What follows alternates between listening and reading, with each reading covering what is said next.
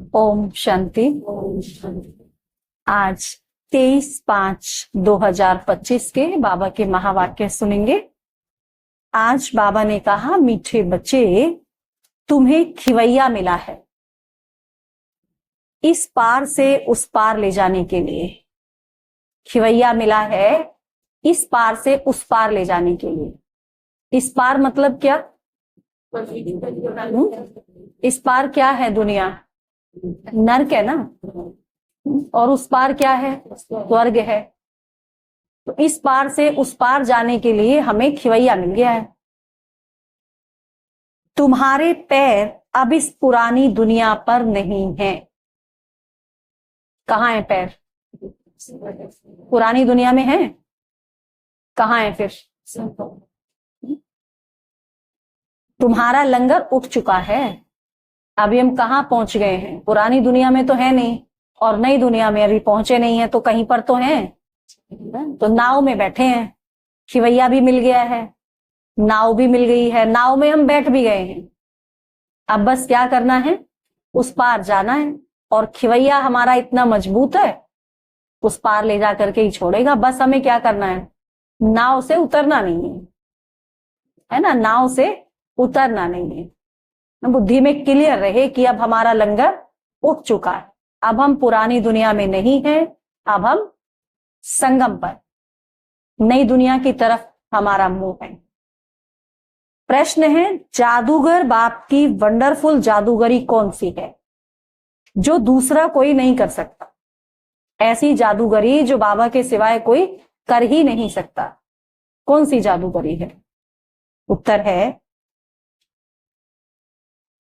कोड़ी तुल्य आत्मा को हीरे तुल्य बना देना। कोड़ी तुल्य आत्मा को हीरे तुल्य बना देना, बागवान बनकर कांटों को फूल बना देना।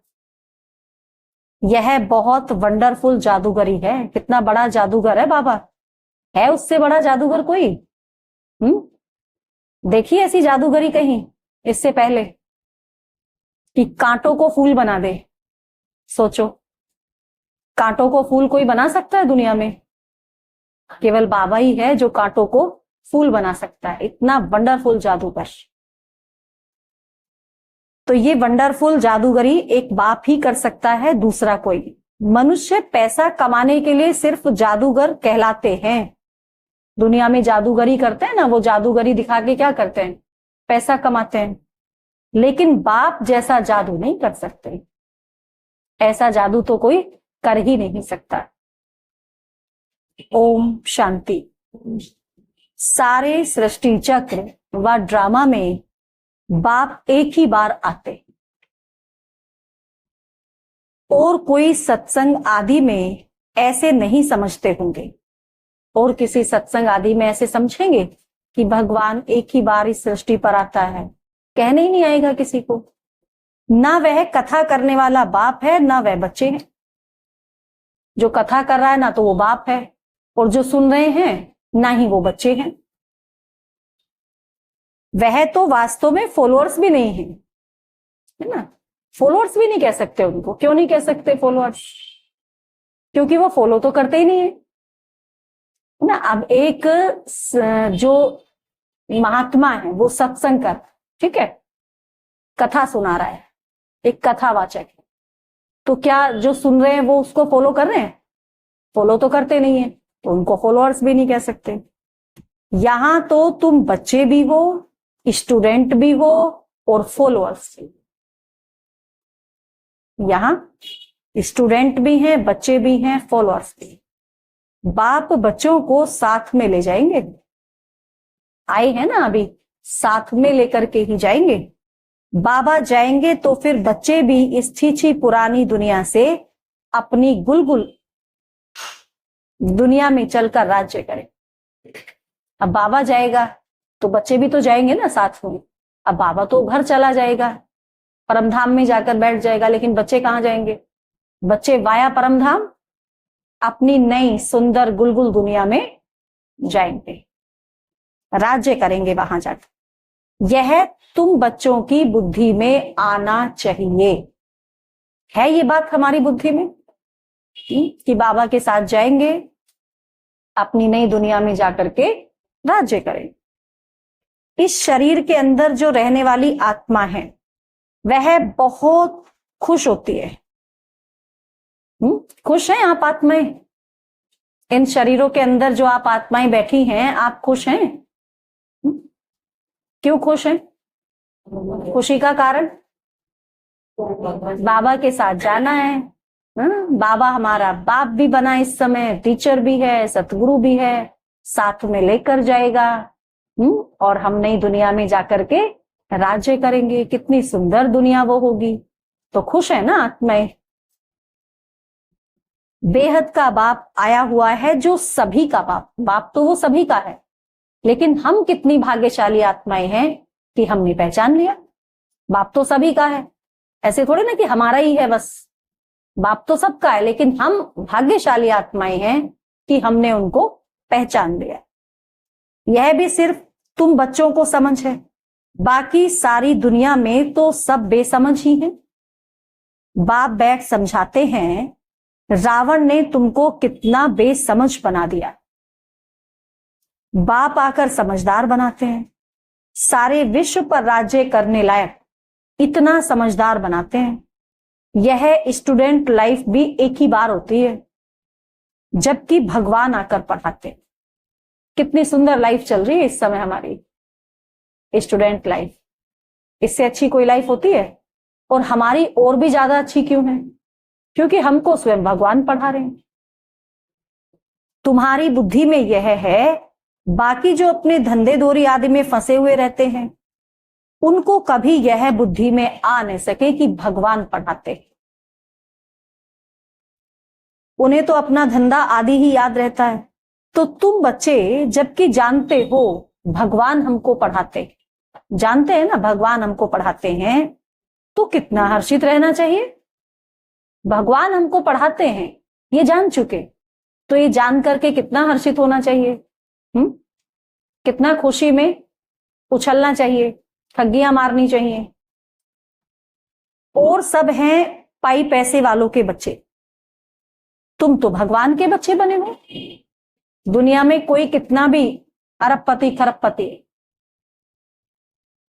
और उसके बच्चे, तो वो उसके बच्चे श्रेष्ठ या हम श्रेष्ठ? फिर भी वो पाई पैसे वाले, और हम तो भगवान के बच्चे हैं। तो तुम बच्चों को अथाह खुशी रहनी चाहिए। खुशी है तो अलर्ट होके बैठे, जरा आलस क्यों आ रहा है? कोई कोई झटके भी मार रहे हैं, कोई कोई आंख बंद करके बैठे हैं, तो अलर्ट होके बैठे ना, नशे में रहें। नशा कितना भारी है। कोई कोई तो बहुत हर्षित रहते, कोई कोई तो बहुत हर्षित भी रहते हैं। बाबा तो सबको देखता है ना। कोई कहते बाबा हमारी मुरली नहीं चलती, यह होता वह होता। अरे मुरली कोई मुश्किल थोड़ी है। जैसे भक्ति मार्ग में साधु संत आदि से कोई पूछते हैं हम ईश्वर से कैसे मिले, भक्ति मार्ग में कहां जाते थे पूछने के लिए? साधु संतों के पास ही जाते थे, भगवान कैसे मिलेगा।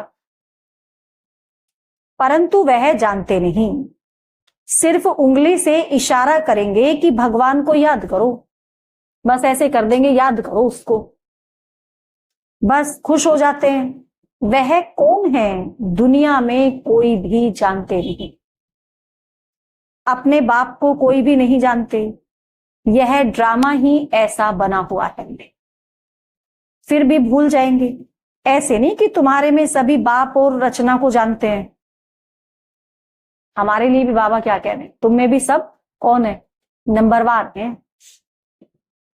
कहां कहां तो चलन ऐसी चलते हैं, बात मत पूछो। हैं बाबा के बच्चे, लेकिन चलन ऐसी है कि बात मत पूछो। वह नशाई उड़ जाता है। अभी तुम बच्चों का पैर पुरानी दुनिया में जैसे कि है नहीं। पुरानी दुनिया से हमारा लंगर उठ चुका है, हमारा पैर अब पुरानी दुनिया में नहीं है। तुम जानते हो कलयुगी दुनिया से अब पैर उठ गया है। नाव का लंगर उठाया हुआ है। अभी हम जा रहे हैं किस तरफ? किस तरफ जा रहे हैं? स्वर्ग की तरफ जा रहे हैं। बाप हमको कहाँ ले जाएंगे यह बुद्धि में है खिवैया, पर हमको पूरा निश्चय है खिवैया हमको कहाँ ले जाएगा हम जानते हैं, क्योंकि बाप खिवैया भी है तो बागवान भी है। कांटों को फूल बनाते हैं, उन जैसा बागवान कोई है नहीं जो कांटों को फूल बना दे। ऐसा बागवान कोई है नहीं, कितना भी बड़ा बागवान हो दुनिया में, कांटों को फूल नहीं बना सकता। देखो हमारे पास कितना श्रेष्ठ बागवान। यह जादूगरी कोई कम थोड़ी है, कम जादूगरी है क्या कांटों को फूल बनाना। कोड़ी तुल्य आत्मा को हीरे तुल्य बनाते हैं। आजकल जादूगर बहुत निकले हैं। यह है ठगों की दुनिया। दुनिया कैसी है, ठगों की दुनिया है। बाप है सतगुरु, कहते भी हैं सतगुरु अकाल, बहुत धूम से कहते हैं। अब जबकि खुद कहते हैं सतगुरु एक है, सर्व का सदगति दाता एक है, फिर अपने को गुरु कहलाना चाहिए क्या? अपने को गुरु क्यों कहलाते हैं? ना वह समझते ना लोग ही कुछ समझते हैं। इस पुरानी दुनिया में रखा ही क्या है? कुछ रखा है इसमें? कुछ सुख है, आनंद है, प्रेम है? कुछ भी तो नहीं है। बच्चों को जब मालूम होता है बाबा नया घर बना रहे हैं, तो ऐसा कौन होगा जो नए घर से नफरत और पुराने घर से प्रीत रखे? लौकिक रीति भी बच्चों को पता चल जाए हमारे पापा नया घर बना रहे हैं, तो बच्चों की प्रीत कहाँ लग जाएगी? नए घर से लग जाएगी तुरंत। बस अब जाएंगे कि जाएंगे नए घर में। तो ऐसे में कौन फिर पुराने से प्रीत रखेगा? बुद्धि में नया घर ही याद रहता है। तुम बेहद बाप के बच्चे बने हो तो तुम्हें स्मृति रहनी चाहिए कि बाप हमारे लिए न्यू वर्ल्ड बना रहे, नई दुनिया बना रहे। हम उस न्यू वर्ल्ड में जाते हैं। उस न्यू वर्ल्ड के अनेक नाम हैं, उस नई दुनिया के अनेक नाम हैं। सतयुग, हेवन, पैराडाइज, स्वर्ग, वैकुंठ, सब नई दुनिया के नाम हैं, आदि आदि। तुम्हारी बुद्धि अब पुरानी दुनिया से उठ गई। उठ गई बुद्धि कहाँ है? नई दुनिया में। क्योंकि पुरानी दुनिया में दुख ही दुख है। उठनी भी चाहिए, इतने दुख हैं इस दुनिया में। इसका नाम ही है हेल, नरक, कांटों का जंगल, रोरव नरक, कंसपुरी। इनका अर्थ भी कोई नहीं जानते। पत्थर बुद्धि है ना, अर्थ कैसे समझेंगे? भारत का देखो हाल क्या है। बाप कहते हैं इस समय सब पत्थर बुद्धि, दुनिया में सभी पत्थर बुद्धि हो गए इस समय। सतयुग में सब है पारस बुद्धि, यथा राजा रानी तथा प्रजा। ऐसे नहीं सिर्फ राजा रानी, महाराजा महारानी पारस बुद्धि होंगे, सभी पारस बुद्धि होंगे। यहां तो है ही प्रजा का प्रजा पर राज्य, इसलिए सबकी स्टैम्प बनाते रहते हैं। तुम बच्चों की बुद्धि में यह याद रहना चाहिए, ऊंचते ऊंच है बाप। ऊंचे ते ऊंचा कौन है? बाप है। फिर सेकंड नंबर में ऊंच कौन है? फिर कौन है सेकंड नंबर में? ब्रह्मा, विष्णु, शंकर। अच्छा, तो फिर सेकंड नंबर में ऊंच कौन है? ब्रह्मा, विष्णु, शंकर की तो कोई ऊंचाई नहीं है। शंकर की तो पहरवाइस आदि ही कैसी बना दी है। पहरवाइस आदि भी कैसी बना दी है। कह देते हैं वे भांग पीते, धतूरा खाते। यह तो इंसल्ट है ना। यह बातें होती नहीं। यह अपने धर्म को ही भूले हुए हैं। अपने देवताओं के लिए क्या क्या कहते रहते हैं, अपने ही देवताओं के लिए क्या क्या कहते रहते हैं, कितनी बेइज्जती करते हैं। तब बाप कहते हैं मेरी भी बेइज्जती, शंकर की भी बेइज्जती, ब्रह्मा की भी बेइज्जती, सबकी बेइज्जती। विष्णु की बेइज्जती नहीं होती है, विष्णु की नहीं करते हैं। वास्तव में गुप्त उनकी भी करते हैं। गुप्त तो उनकी भी हो गई एक तरह से, क्योंकि विष्णु ही राधे कृष्ण है, ये नहीं जानते। अब कृष्ण छोटा बच्चा तो महात्मा से भी ऊंच गाया जाता है। यह ब्रह्मा तो पीछे संन्यास करते हैं, वह तो छोटा बच्चा है ही पवित्र। पाप आदि को जानते नहीं, छोटा बच्चा तो जानता भी नहीं ना कि पाप क्या होता है। तो ऊंचते ऊंच है शिव बाबा। फिर भी विचारों को पता नहीं है कि प्रजापिता ब्रह्मा कहाँ होना चाहिए। पता नहीं कि प्रजापिता ब्रह्मा को कहाँ होना चाहिए। प्रजापिता ब्रह्मा को दिखाते भी शरीरधारी हैं। अजमेर में उनका मंदिर है, एक ही मंदिर दिखाते हैं अजमेर में। दाढ़ी मूछ देते हैं ब्रह्मा को, शंकर व विष्णु को नहीं देते। तो यह समझ की बात है कि प्रजापिता ब्रह्मा सूक्ष्म वतन में कैसे होगा। समझ की बात है ना, दाढ़ी मूछ वाला सूक्ष्म वतन में कैसे होगा, वह तो यहां होना चाहिए। इस समय ब्रह्मा की कितनी संतान है? हम सब कौन बैठे हैं? ब्रह्मा की संतान है। लिखा हुआ है प्रजापिता ब्रह्मा कुमार कुमारियां, इतने ढेर हैं तो जरूर प्रजापिता ब्रह्मा होगा। चैतन्य है तो जरूर कुछ करते होंगे।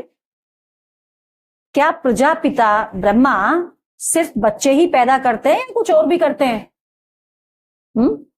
भल आदि देव ब्रह्मा आदि देवी सरस्वती कहते हैं, परंतु उनका पाठ क्या है यह भी किसको पता नहीं। रचता है तो जरूर यहां होकर गया होगा।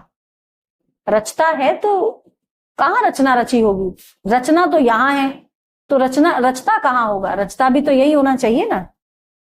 जरूर ब्राह्मणों को शिव बाबा ने एडॉप्ट किया होगा, नहीं तो ब्रह्मा कहां से आए? ब्राह्मणों को एडॉप्ट किया होगा, नहीं तो ब्रह्मा कहां से आए? यह नई बातें हैं ना। जब तक बाप नहीं आया है तब तक कोई जान नहीं सकते। जब तक बाबा ना आए तब तक कोई ऐसे राज कोई जान सकता है? जिसका जो पार्ट है वही बजाते हैं। बुद्ध ने क्या पार्ट बजाया, कब आया, क्या आकर किया, कोई नहीं जानते। तुम अभी जानते हो, क्या वह गुरु है, टीचर है, बाप है? नहीं, सदगति तो दे नहीं सके। बुद्ध सदगति दे सकते हैं किसी को? उनका अपना पार्ट है, वो अपने समय पर आते हैं, अपना पार्ट प्ले करते हैं। सदगति तो दे नहीं सके, वह तो सिर्फ अपने धर्म के रचता ठहरे, गुरु नहीं। बाप बच्चों को रचते हैं फिर पढ़ाते हैं। बाप, टीचर, गुरु तीनों ही हैं। दूसरे कोई को थोड़ी कहेंगे कि तुम पढ़ाओ, और कोई के पास यह नॉलेज है ही नहीं। बेहद का बाप ही ज्ञान का सागर है, तो जरूर ज्ञान सुनाएंगे। बाप ने ही स्वर्ग का राज्य भाग्य दिया था, अभी फिर से दे रहे हैं। बाप कहते हैं तुम फिर से 5000 वर्ष बाद आकर मिले हो। बच्चों को अंदर में खुशी है, जिसको सारी दुनिया ढूंढ रही है वह हमें मिल गया। बाबा कहते हैं बच्चे तुम 5000 वर्ष के बाद फिर से आकर मिले हो। 5000 वर्ष के बाद फिर से आकर बाबा से मिले। बच्चे कहते हाँ बाबा, हम आपको अनेक बार मिले, कल्प कल्प मिलते हैं ना। अभी तो याद हो गई, सारी याददाश्त आ गई ना वापस अभी तो, कि कितनी बार मिले हैं, हर कल्प मिलते हैं, अनेक बार मिले हैं। भल कितना भी कोई तुमको मारे पीटे, अंदर में तो वह खुशी है ना। भल कोई कितना भी मारे पीटे, कितना भी हमारे साथ कुछ भी गलत करे, लेकिन अंदर में क्या है? हमको कौन मिला है? हमको भगवान मिला है, तो वो खुशी तो अंदर अंदर रहेगी ना। शिव बाबा के मिलने की याद तो है ना, याद से ही कितने पाप कटते हैं। अबलाओं बांधेलियों के तो और ही जास्ती कटते हैं, क्योंकि वह जास्ती शिव बाबा को याद करती। अत्याचार होते हैं तो बुद्धि शिव बाबा की तरफ चली जाती है। कितनी अबलाएं हैं ऐसी, जो बाबा को जिन्होंने पहचान लिया लेकिन उनके ऊपर अत्याचार होते हैं, तो कितना याद करती हैं फिर वो बांधेली होके ना, कितना याद करती हैं। बाबा कितनी बार कहता है बांधेलियां ज्यादा ही याद करती हैं। कि शिव बाबा रक्षा करो, बुद्धि शिव बाबा की तरफ जाती है कि शिव बाबा रक्षा करो। तो याद करना अच्छा है ना, भले रोज मार खाओ, शिव बाबा को याद करेंगी, यह तो भलाई है ना। मार खानी पड़ रही है तो फायदा क्या हो रहा है, शिव बाबा तो याद आ रहा है ना। तो ऐसे मार पर तो बलिहार जाना चाहिए। मार पड़ती है तो याद करते, कहते हैं गंगा जल मुख में हो, गंगा का तट हो, तब प्राण तन से निकले। तुमको जब मार मिलती है, बुद्धि में अलफ और बे याद हो। बाबा कहने से वर्षा जरूर याद आएगा। ऐसा कोई भी नहीं होगा जिसको बाबा कहने से वर्षा याद ना पड़े। ऐसा है कोई, बाबा कहे और वर्षा याद ना आए? बाप के साथ मिलके जरूर याद आती है, नॉर्मली भी बाप के साथ मिलके याद तो आती है ना। तुमको भी शिव बाबा के साथ वर्षा याद जरूर आएगा। वह तो तुमको विष के लिए, विकार के लिए मार देकर शिव बाबा की याद दिलाते हैं। तुम बाप से वर्षा पाते हो, पाप कट जाते हैं। यह भी ड्रामा में तुम्हारा गुप्त कल्याण। तो मार खाना भी क्या है, कल्याण है, क्योंकि जितना मार खाते हैं उतना याद ज्यादा आती है। जैसे कहा जाता है लड़ाई कल्याणकारी है, तो यह मार भी अच्छी हुई ना। आजकल बच्चों का प्रदर्शनी मेलों की सर्विस पर जोर है। नव निर्माण प्रदर्शनी के साथ साथ लिख दो गेटवे टू हेवन। क्या लिख दो, गेटवे टू हेवन। दोनों अक्षर होने चाहिए। नई दुनिया कैसे स्थापन होती है, उनका एग्जीबिशन है तो मनुष्यों को सुनकर खुशी होगी। नई दुनिया कैसे स्थापन होती है, उनके लिए यह चित्र बनाए हैं, आकर देखो। गेटवे टू न्यू वर्ल्ड, यह अक्षर भी ठीक है। गेटवे टू न्यू वर्ल्ड, ये नई दुनिया का रास्ता है, नई दुनिया का गेट है। यह जो लड़ाई है, इनके द्वारा गेट्स खुलते हैं। गीता में भी है, भगवान आया था, आकर राजयोग सिखाया था। अक्षर तो गीता में भी है ना ये, कि भगवान आया था, आकर राजयोग सिखाया था। अब वहां क्या गड़बड़ कर दी, बाप की जगह बच्चे का नाम डाल दिया, तो सारी चीजें गड़बड़ हो गई। मनुष्य से देवता बनाया तो जरूर नई दुनिया स्थापन हुई होगी। कलयुग में तो नहीं रहेंगे ना देवताएं। मनुष्य कितना कोशिश करते हैं चांद में जाने, चांद पर चले जाए, देखते हैं धरती ही धरती है। मनुष्य कुछ भी देखने में नहीं आते। इतना सुनाते हैं, इससे फायदा ही क्या है। इतना कोशिश करते हैं, इतना कुछ इन्वेंशन कर रहे हैं, चांद पर जाने का प्रयास करते हैं, दूसरे जगहों पर जाकर दूसरे ग्रह ऐसे ढूंढते हैं जहां भी दुनिया हो। है कोई ऐसा और ग्रह जहां पर दुनिया होगी? तो कितना एनर्जी, कितना पैसा खराब करते हैं। अभी तुम रियल साइलेंस में जाते हो ना, ऐश शरीरी बनते हो, वो है साइलेंस वर्ल्ड। तुम मौत चाहते हो, शरीर छोड़ जाना चाहते हो, बाप को भी तो मौत के लिए बुलाते हो कि आकर अपने साथ मुक्ति, जीवन मुक्ति में ले जाओ। मुक्ति में, जीवन मुक्ति में जाएंगे तो शरीर तो छोड़ना पड़ेगा ना, तो इसीलिए तो बुलाते हैं बाबा को। परंतु समझते थोड़े ही हैं कि बुलाया किस लिए है। पतित पावन आएंगे तो जैसे हम कालों के काल को बुलाते हैं, अभी तुम समझते हो बाबा आया हुआ है, समझते नहीं है, पुकारते तो हैं, समझते नहीं है कि पतित पावन आएंगे, समझते नहीं है। तो आएंगे तो क्या, कालों के काल को ही तो बुला रहे हैं। पतित पावन को बुलाना माना किसको बुलाना, कालों के काल को बुलाना। तो सबको लेकर के जाएंगे और देह सहित लेकर के जाएंगे क्या? उनके बच्चे कौन है, वो तो हम आत्माएं हैं। शरीर को तो यही छुड़वा कर जाएंगे। तो शरीर छोड़ने को क्या कहते हैं दुनिया में, मौत कहते हैं। तो मौत का जैसे क्या होगा, लास्ट में तांडव होगा। अभी तुम समझते हो बाबा आया हुआ है ना, अब तुम जानते हो, समझते हो। कहते हैं चलो घर, और हम घर जाते हैं। आकर के क्या कहते हैं, बाबा चलो घर, और हम घर जा रहे हैं। अनेक प्रकार के संकल्प आ जाते हैं। बाप कहते हैं तुम यहां बैठे हो, आत्मा की बुद्धि बाप और वर्षे तरफ रहे।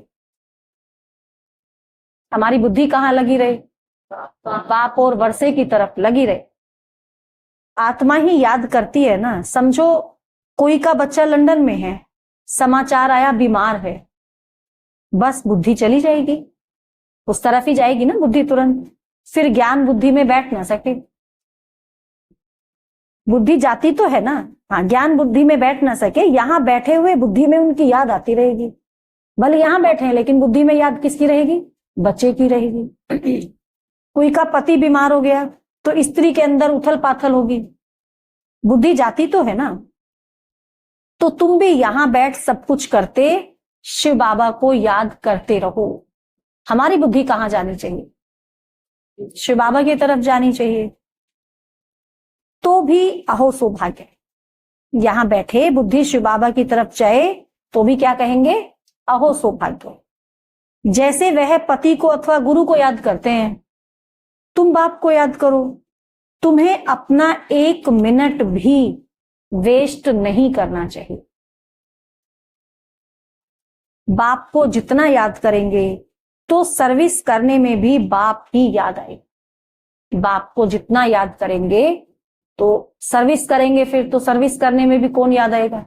वहां भी बाबा याद आएगा। बाबा ने कहा है मेरे भक्तों को समझाओ। कौन समझाएगा? हम ही तो समझाएंगे। यह किसने कहा? शिव बाबा ने। मेरे भक्तों को समझाओ किसने कहा? शिव बाबा ने कहा। श्री कृष्ण के भक्तों को क्या समझाएंगे? श्री कृष्ण के भक्तों को क्या समझाएंगे? उनको कहो श्री कृष्ण नई दुनिया स्थापन कर रहे हैं। क्या कहेंगे? श्री कृष्ण के भक्तों को भी तो समझाना है ना। अच्छा, उनको कहो श्री कृष्ण नई दुनिया स्थापन कर रहे हैं, मानेंगे? मान जाएंगे आपकी बात? कहेंगे श्री कृष्ण तो द्वापर में आया था, अब कहाँ नई दुनिया स्थापन कर रहे हैं वो आकर के।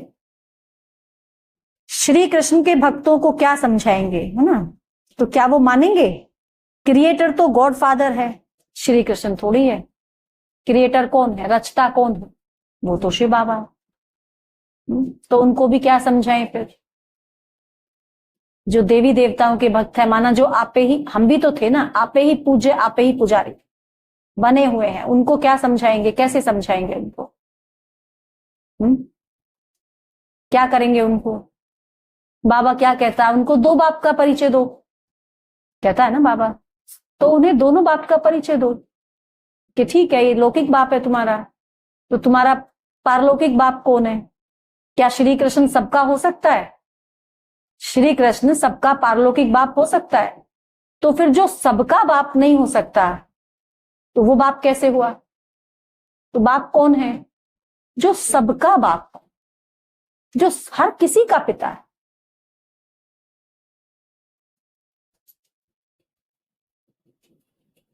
तो परम पिता परमात्मा ही पुरानी दुनिया को नई बना रहे हैं, यह मानेंगे भी। नई सो पुरानी, पुरानी सो नई होती। समझाएंगे ना कि परम पिता परमात्मा आकर पुरानी दुनिया को नई बना रहे हैं। युक्ति युक्त होकर समझाएंगे तो मानेंगे। सिर्फ टाइम बहुत दे देने से मनुष्य घोर अंधियारे में। टाइम बहुत दे दिया ना, कितने हजार लाखों लाखों वर्ष के युग बता दिए, तो बेचारे अंधियारे में हैं। तुम्हारे लिए तो अब हथेली पर बहिष्ठ है। बाबा हमारे लिए तो हथेली पर स्वर्ग रखकर लाया है। बाप कहते हैं मैं तुमको उस स्वर्ग का मालिक बनाने आया हूं। किस स्वर्ग का? जो बाबा हथेली पर रखकर लाया है, उस स्वर्ग का मालिक किसको बना रहा है? हम बच्चों को बना है। तो बाबा पूछ रहे हैं बनेंगे? बनेंगे? वाह, क्यों नहीं बनेंगे? तो बाबा कहते अच्छा मुझे याद करो, पवित्र बनो। बनेंगे ना? तो बाबा कहते मुझे याद करो और पवित्र बनो। याद से ही पाप भस्म हो जाएंगे। तुम बच्चे जानते हो विकर्मों का बोझ आत्मा पर है, ना कि शरीर पर। विकर्मों का बोझा किस पर है? आत्मा पर है, शरीर पर थोड़ी ना है। शरीर पर होता तो गंगा स्नान करने से उतर जाता। अगर शरीर पर बोझा होता तो जब शरीर को जला देते हैं तो उसके साथ पाप भी जल जाते। शरीर जला दिया, पाप जल गए फिर तो। लेकिन पाप किसके साथ है? पाप तो आत्मा के साथ है। और जब शरीर, आत्मा दूसरा शरीर लेगी जाकर के, तो वो सारे उसके साथ ही चले गए, दूसरे शरीर में भी जाएंगे। जो बच गए वो वहां भुगतने पड़ेंगे। शरीर खत्म हो गया और पाप बच गए आत्मा के, या पुण्य बच गए, जो भी है। आत्मा पाप भी कर रही है, पुण्य भी कर रही है, जो भी इकट्ठा हुआ, चाहे पाप चाहे पुण्य, दूसरे शरीर में जाएगी तो सब कुछ साथ लेकर कैरी करके जाएगी सब।